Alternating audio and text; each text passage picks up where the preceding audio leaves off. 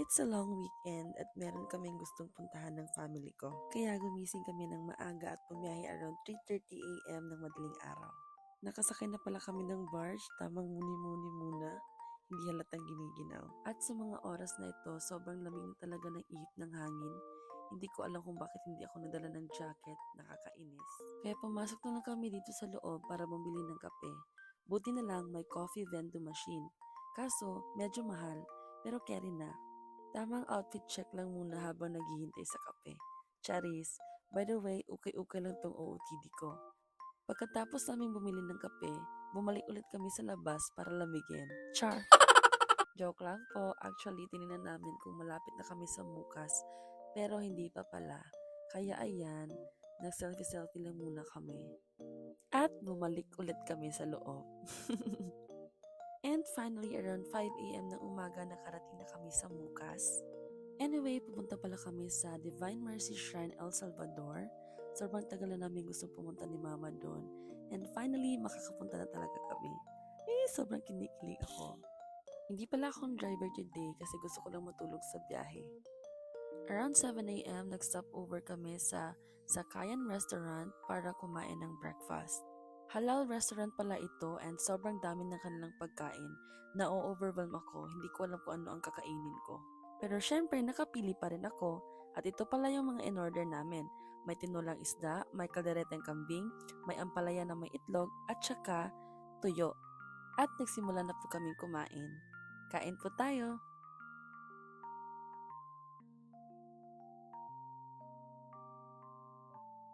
And finally, after an hour, nakarating na rin kami dito sa Divine Mercy Shrine El Salvador. Nasa entrance na po kami.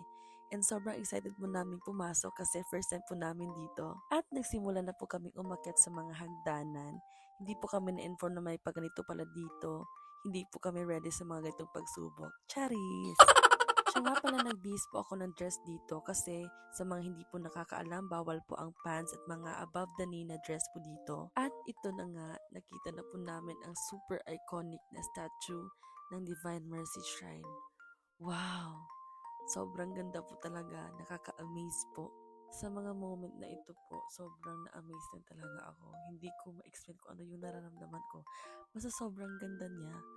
As in, sobrang peaceful kahit maraming tao. Sobrang calm ng paligid. Pero medyo mainit. Buti na lang nagdala kami ng payong para protektado. Char! At saktong-sakto meron palang misang gaganapin kaya magsisimba na din kami. At pagkapasok namin sa simbahan, napawaw na naman ako. Tingnan na naman, sobrang ganda at sobrang laki pa. Sobra talaga akong na-amaze at sinabi ko talaga sa sarili ko na babalik at babalik ulit ako rito. Promise ko yan sa sarili ko. After pala ng mass, may pa-blessing si Father kaya pina-blessing din namin itong mga nabili namin dito. At pagkatapos ng blessing, pumasok din kami dito sa kanilang souvenir shop. Sobrang dami ng mga souvenir na pwede nyo ipasalubong. Sobrang laki din pala ng place na ito kaya naglakad-lakad din kami para ma-explore namin kung ano pa yung mga activities or view na makikita namin. At nakita namin itong Divine Mercy Candle House kaya pumasok ako at nag-pray syempre. Meron din pala silang miracle water dito kaya kumuha din si Mama.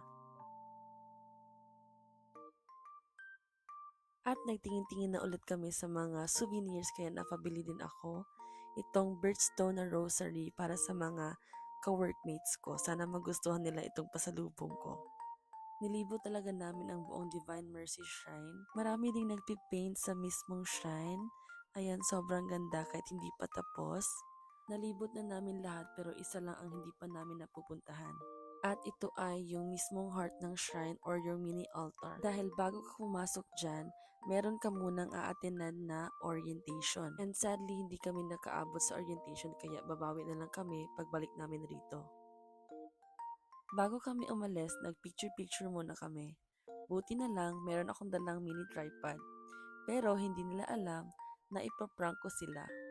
Sige pa, post pa more! Pagkatapos ay kumain na rin kami dito sa McDo. Medyo napagod at nagutom talaga kami kanina. Kataas ba naman ng mga hagdanan pero worth it naman. At ito pala yung mga in-order namin. Happy eating! Kain po tayo! Pagkatapos namin kumain ay pumunta na kami ng mall at nakita ko ang Macau Imperial Milk Tea. Sa sobrang saya ko, nag-order talaga ako dahil sobrang tagal ko nang hindi nakainom ng kanilang milk tea. Ito yung pinaka-favorite na milk tea ko talaga at gusto ko rin ipatry sa family ko. Kaya ayon, binilhan ko rin sila. At sa mga oras na to, sobrang fulfilling ang naramdaman ko. Na-realize ko na sobrang ganda ng araw na ito. That is why I always cherish every moment. And that's all for today's video. Thank you for watching. Till next time.